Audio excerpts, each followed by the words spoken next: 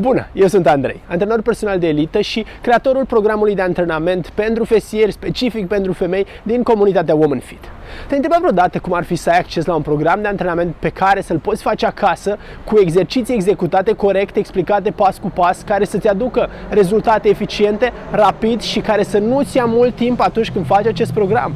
Dacă ți-ai pus această întrebare și n-ai găsit un răspuns încă, știi exact prin ce treci și știu cum te simți, pentru că această întrebare și-au pus-o de-a lungul timpului și de-a lungul carierei mele de antrenor personal sute de femei cu care am lucrat. Voiau acces la un program cu exerciții ușor de făcut, în mod corect, care să nu le aducă dureri de spate, care să le protejeze genunchii, dar totuși să le lucreze fesierii și să le ofere cele mai bune rezultate. Astfel că, identificând această situație, am decis să aduc toate cunoștințele mele la un loc și să creez un program de antrenament accesibil pentru orice femeie care să aducă rezultate rapide, să lucrăm specific doar fesieri și mai mult să dea rezultate și să fie eficient. Astfel că vreau, înainte de toate, înainte de a spune de orice program, vreau în primul rând să te ajut să înțelegi ce înseamnă de fapt mușchii noștri fesieri. În primul rând, mușchiul fesier e cel mai mare mușchi din corp și e foarte important să avem un mușchi fesier solid, puternic, din mai multe motive. În primul rând, ne ajută și ne duce într-o direcție în care eliminăm durerile de spate. Atunci când avem orice dificultate și din punct de vedere al mușchiului fesier și nu avem un tonus bun în mușchiul fesier și n-am lucrat bine fesierii de-a lungul timpului, corpul nostru, în viața de zi cu zi, o să compenseze cu mușchii paravertebrali, cu mușchii din zona lombară și așa mai departe. Asta înseamnă că pe termen lung, mai ales când nu avem o postură bună, riscăm să avem dureri de spate pentru simplu fapt că nu avem musculatura, mușchiul fesier bine tonifiat, bine dezvoltat și bine lucrat specific. De asemenea, atunci când nu avem mușchii fesieri bine dezvoltați, riscăm să avem probleme cu genunchii. Pentru că musculatura noastră, mușchii fesieri, de exemplu, ne ajută și contribuie foarte mult la mișcări de genuflexiune. Cu alte cuvinte, la mișcări atunci când ne așezăm pe scaun și când ne ridicăm. De asemenea, atunci când mergem, au un impact foarte puternic, pentru că mușchiul, de exemplu, fesier lateral, mușchiul fesier mijlociu, mai simplu de înțeles, atunci când facem un pas, stabilizează pelvisul să nu cadă într-o direcție și alta. Astfel că dacă noi nu avem musculatura fesierilor dezvoltată, o să punem o presiune, așa cum spuneam, suplimentară pe genunchi. Pentru că, evident, corpul nostru caută întotdeauna să compenseze într-un fel și să fie cât mai aproape de poziția neutră. Ori dacă mușchiul nostru fesier, care e un mușchi mare de stabilitate pentru corp, nu e bine dezvoltat, riscăm să avem astfel de dificultăți, fie probleme cu genunchi, fie probleme cu spatele.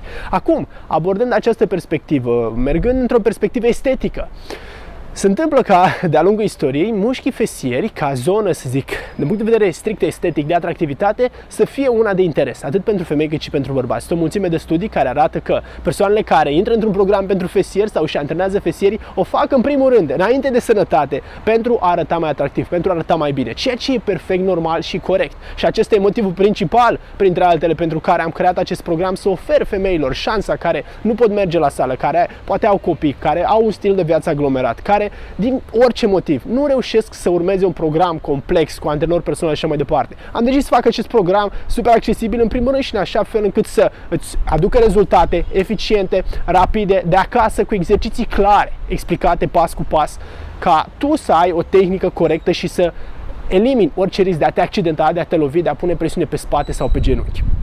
Așadar, avem această componentă în primul rând pentru sănătate, vrem să lucrăm fesierii. În al doilea rând, o facem din punct de vedere estetic. De asemenea, mușchiul fesier fiind cel mai mare, consumă cea mai multă energie atunci când îl lucrăm și lucrând musculatura fesierilor o să avem o ardere suplimentară din punct de vedere caloric, ceea ce din nou ne ajută să slăbim și să avem rezultate mai bune din perspectiva compoziției corporale. Așadar, am vorbit de aceste componente ale mușchilor fesieri. Vreau să-ți vorbesc pe scurt despre anatomie. Pentru că mușchiul fesier nu e unul singur, sunt trei mușchi. Avem un mușchi fesier mare, după care lângă, în partea laterală, și acest mușchi fesier mare, așa cum spuneam, ne ajută să ne ridicăm de pe scaun, cel mai simplu de înțeles, se activează în acel moment. Sau când ridicăm ceva de jos și așa mai departe. După care avem în partea laterală, avem mușchiul fesier mijlociu și după care mușchiul fesier mic sub fesierul mijlociu și un pic mai jos. Aceștia sunt mușchi din nou de stabilitate, de exemplu dacă ridic genunchiul, în acest moment, ca să nu cadă pelvisul meu într-o parte, e stabilizat de mușchiul fesier mic și mijlociu. Astfel că din nou sunt mușchi importanți pe care vrem să-i lucrăm și în care vrem să îi cuprindem prin mișcările de antrenament pe care o să le facem și o să-ți vorbesc despre asta. Așadar, musculatura, din punct de vedere anatomic, avem trei mușchi fesieri pe care e important să-i lucrăm cu mișcări specifice în exerciții pe fiecare în parte. Așadar, cred că am venit cu o mulțime de informații și probabil te-am aglomerat puțin. Din acest motiv, o să facem un nou video pe care o să ți-l trimit mâine, așa că stai cu ochii pe e-mail sau unde ai primit acest video și o să te învăț mâine cum să faci exercițiile pentru mușchii fesieri, cum să faci corect, cum să obții rezultate rapid și eficient cu exerciții pe care le poți face acasă. Cu alte cuvinte, mâine o să-ți trimit un nou video prin care te învăț cum poți să accentuezi specific musculatura fesierilor în așa fel încât să nu pui presiune pe spate, pe genunchi și să lucrezi cât mai bine mușchii fesieri care pe termen lung să-ți ofere sănătate la spate, la genunchi și mai mult o compoziție corporală plăcută estetic, un fund bombat și un posterior atractiv. Așadar, îți mulțumesc că ai urmărit acest video. De asemenea, sunt multe persoane care mă întreabă: Andrei, dacă o să intru într-un program de antrenament, de exemplu acest program pentru fesieri pe care urmează să-l lansezi, și nu obțin rezultate. În primul rând, acest lucru nu e posibil, pentru că odată ce intri în acest program, a fost conceput specific cu experiența mea de peste 5 ani ca antrenor personal certificat în Statele Unite, la cea mai bună școală de fitness din lume, unde am lucrat deja cu alte femei și am obținut rezultate, unde mai ales dacă ești o persoană care ești în corul de plajă sau un abdomen plat sau un woman fit sau un woman fit quick, toate fiind programe pe care le-am creat și le-am gândit personal, știi bine că acolo obținem rezultate în mod real. Din acest motiv, e imposibil să intri în program și să nu obții rezultate 100%. Dacă respecti indicațiile pe care ți le dau, așa cum spun de fiecare dată, pentru că da, nu e suficient să intri în program, trebuie să respecti indicațiile pe care le primești. Dacă respecti indicațiile, planul de nutriție pe care o să-l primești și, fac o paranteză, un spoiler, o să fie personalizat în funcție de necesar caloric și obiectivul tău, indiferent că o să vrei să îți crești mușchii fesieri sau poate vrei să pierzi grăsime și să scazi sau poate vrei să te menții și doar să te tonifiezi. Indiferent ce vrei, din punctul ăsta de vedere o să primești un plan de nutriție bazat pe obiectivul tău pentru a merge în a atinge obiectivul pe care tu îl dorești. Dar ajungem și acolo.